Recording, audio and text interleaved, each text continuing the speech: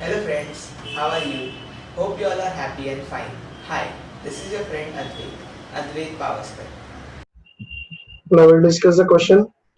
Miss Sanjali, an Indian citizen, furnishes the following particulars of income earned during the previous year 2019-20.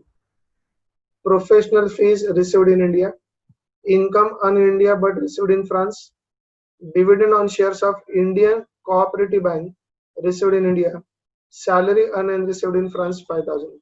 Compute her gross total income for the assessment year 2020-21 if she is alternatively resident and ordinary resident, resident but not ordinary resident, and non-resident in India. तो सबसे पहले तो name of the assessee miss Sanjali, legal status an individual, assessment year 2020-21, previous year 2019-20.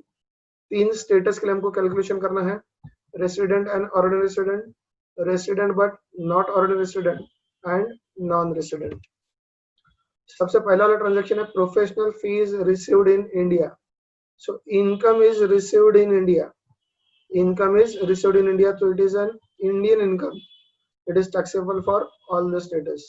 So income, professional fees received in India. Nature of income is income received in India, मतलब Indian income है, so it is taxable for all the status.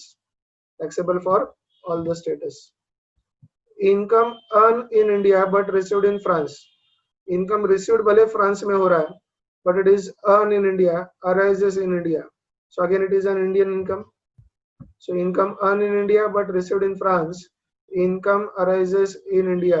It is an Indian income, so taxable for all the three status. Taxable for all the three status. Dividend on shares of Indian Cooperative Bank received in India. Now dividend on shares of Indian company होता, dividend on shares of Indian company होता, ये exempt होता, मतलब किसी के लिए भी taxable नहीं होता. But as it is a dividend on shares of Indian Cooperative Bank, it is taxable. ध्यान से समझ लो इसको. डिविडेंड अगर इंडियन कंपनी का होता, that will be exempt under section 10 subsection 34, तो वो किसी के लिए भी टैक्सेबल नहीं होगा. But being the Indian of cooperative bank it is taxable. तो टैक्सेबिलिटी के लिए हमको आगे देखना क्या लिखा है यहाँ पर, रिसीव्ड इन इंडिया. तो इंडियन कोऑपरेटिव बैंक मतलब arises in India, received in India मतलब income received in India. So income arises as well as received in India. तो ये taxable होगा तीनों के लिए. So dividend on shares of Indian Cooperative Bank received in India. So income received in India taxable for all the three status. Taxable for all the three status. अगर ये dividend on shares of Indian company होता तो हम लोग यहाँ पर लिखते हैं exempt under section 10 subsection 34. ये तीनों के लिए taxable नहीं होता तो हम लोग यहाँ पर लिखते हैं nil nil nil.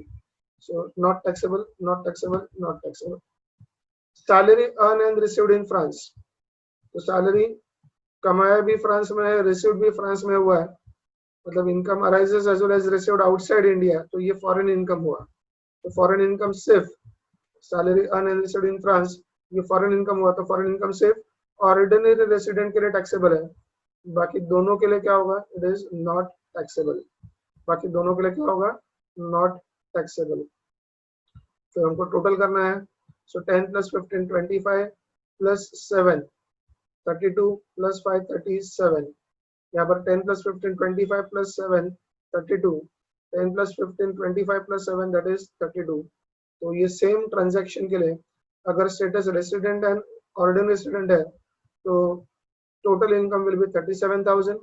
अगर स्टेटस नॉट ऑर्डिनरी रेसिडेंट या फिर नॉन रेसिडेंट है so total income is 32,000. So instead of 37,000, the total income will be 32,000 if the status is resident but not a resident and non-resident. We'll move to the next question.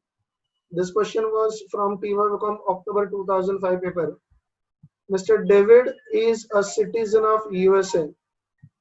USA का citizen है and non-resident in India. तो residential status में हमारे पास एक ही status है, that is non resident. During the previous year 2019-20 he gives you the following information relating to his income for the previous year 2019-20. Compute his total income taxable in India for the assessment year 2020-21 according to the provisions of section 5. तो यहाँ पर एक तो वो Indian citizen नहीं है, उससे कोई फर्क नहीं पड़ता. रेसिडेंशियल स्टेटस इंपॉर्टेंट हमारे लिए टैक्सेबिलिटी के लिए. उसका रेसिडेंशियल स्टेटस क्या लिखा हुआ है? Non resident in India. Non resident के लिए क्या होता है? Entire Indian income is taxable, entire foreign income is not taxable. Non resident के लिए क्या होता है? Entire Indian income is taxable, foreign income is not taxable. देखते हैं. Name of the assessee mister David.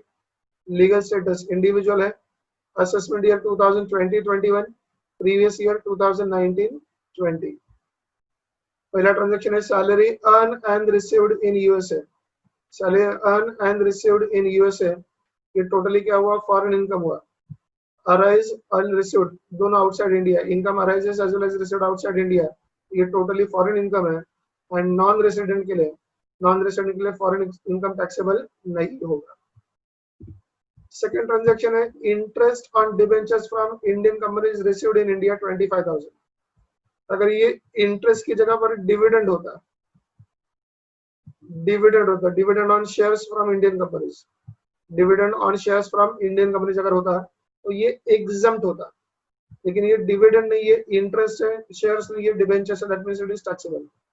अच्छा, कहां पर रिसीव्ड हुआ है? इंडिया में रिसीव्ड हुआ है. So income received in India, तो ये इंडियन इनकम हुआ. तो इंडियन इनकम हुआ मतलब ये क्या होगा? टैक्सेबल होगा. So interest on debentures from Indian companies received in India, it is income received in India, it is taxable. Indian income taxable 25,000. तीसरा interest on bonds of companies in Germany received in Germany. Company Germany का है, interest भी मिला है Germany में, मतलब income arises outside India, received outside India. Income arises outside India, received outside India, that means it is a foreign income. It is a foreign income. तो non resident के लिए फॉरेन इनकम टैक्सेबल नहीं होता, it is not taxable. So interest on bonds of companies in Germany received in Germany, it is a totally foreign income. तो foreign income जो है non resident के लिए, फॉरेन इनकम नॉन रेसिडेंट के लिए क्या होगा? Not taxable. Professional fees received in India, professional fees received in India 50,000. लिख कर दिया है इनकम रिसीव्ड इन इंडिया, तो being is a, so this is a Indian income. So professional fees received in India, that is income received in India, ये Indian income है, तो ये non resident के लिए टैक्सेबल होगा 50,000. Income from business in London, control from Mumbai. Income from business in London, business London में है, control from Mumbai, तो ये फॉरेन इनकम हुआ. इनकम कौन सा हुआ? Foreign income. तो ये सिर्फ टैक्सेबल किसके लिए होता है? तो ये टैक्सेबल है ऑर्डिनरी रेसिडेंट के लिए भी और नॉट ऑर्डिनरी रेसिडेंट के लिए. मतलब ये रेसिडेंट के लिए टैक्सेबल है, नॉन रेसिडेंट के लिए ये टैक्सेबल नहीं है. This is being the foreign income. ये नॉन रेसिडेंट के लिए क्या नहीं होगा? टैक्सेबल इनकम नहीं होगा. So income from business in London, control from Mumbai, this is a foreign income, और ये नॉन रेसिडेंट के लिए टैक्सेबल नहीं है. ये फॉरेन इनकम सिर्फ किसके लिए टैक्सेबल है? ऐसा कोई भी इनकम जो बिजनेस हो रहा है outside India, control from India, तो वो सिर्फ रेसिडेंट के लिए टैक्सेबल है, नॉन रेसिडेंट के लिए it is not taxable. Interest on bank accounts in USA, तो अकाउंट भी यूएसए, तो उसका इंटरेस्ट जनरेट भी यूएसए में हुआ होगा और रिसीट भी यूएसए में हुआ होगा. This is a foreign income. तो फॉरेन इनकम नॉन रेसिडेंट के लिए क्या नहीं होता है? टैक्सेबल नहीं होता है. So interest on bank accounts in USA, this is totally foreign income, so it is not taxable for non-resident. So total count करेंगे मिस्टर डेविड के लिए, so this is 25,000 plus 50,000, that is 75,000. So hope you must have understood this answer solution. और answer अगर आपको थोड़ा ये provision समझ में नहीं आ रहा है, तो आपको हमारा पहला वाला पार्ट देखना होगा, जहाँ पर everything we have discuss, Indian income क्या होता है, फॉरेन इनकम क्या होता है, what are the taxability provisions as far as Indian income is concerned and foreign income is concerned with relation to the different residential status.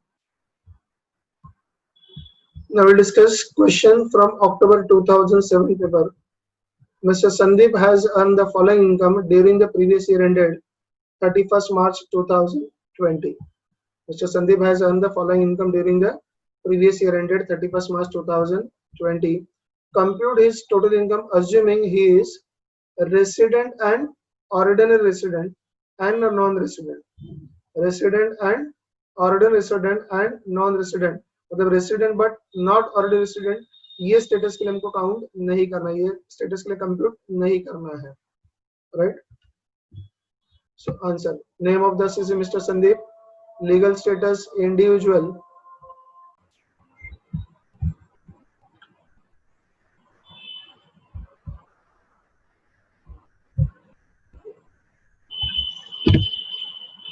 Mr. Sandeep, legal status individual, assessment year 2020-21, previous year 2019-20.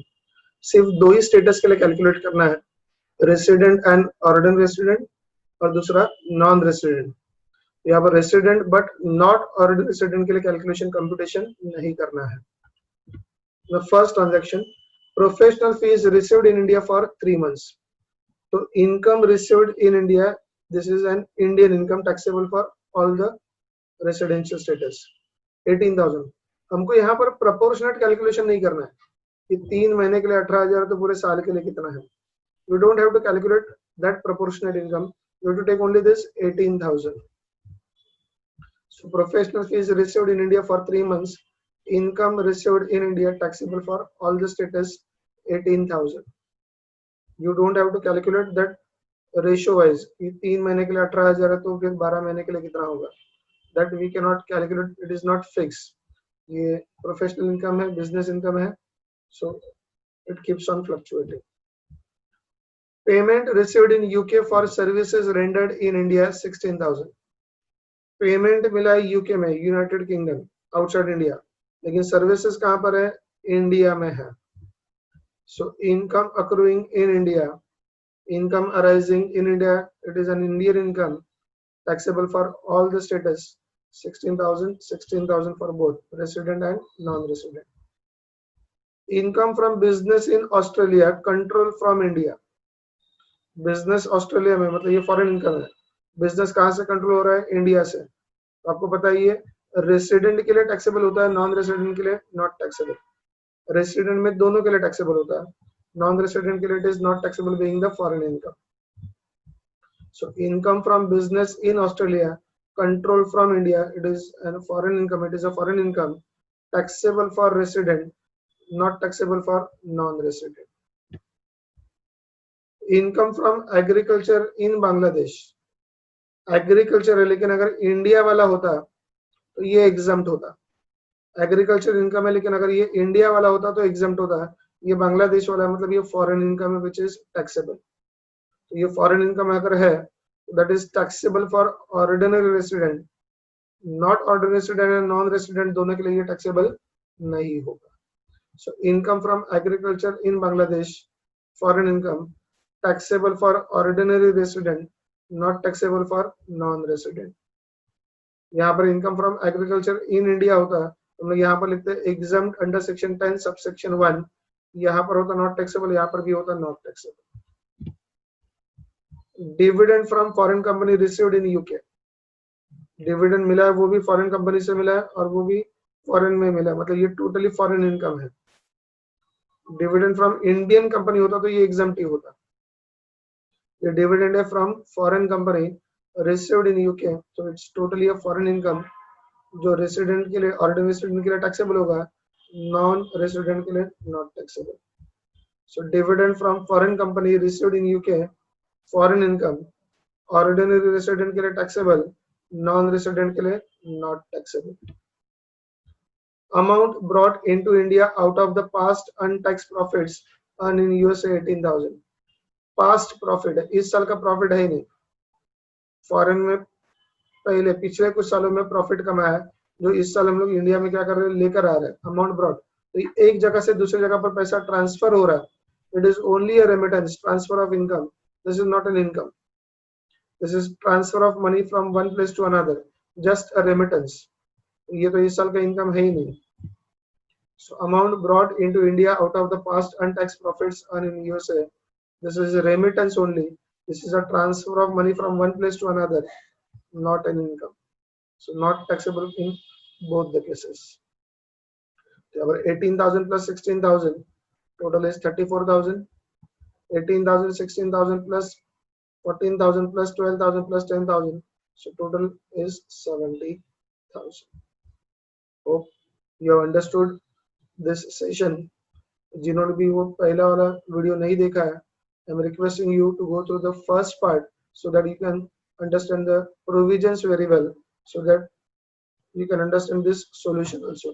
Thank you very much. अगर आपको इस video से कुछ नया सीखने मिला है तो इस वीडियो को लाइक कीजिए, कमेंट कीजिए और इसे अपने दोस्तों के साथ शेयर कीजिए। और सबसे इम्पोर्टेंट बात, इस चैनल को सब्सक्राइब कीजिए। हम आपसे मिलेंगे अगली वीडियो में। Thanks for watching.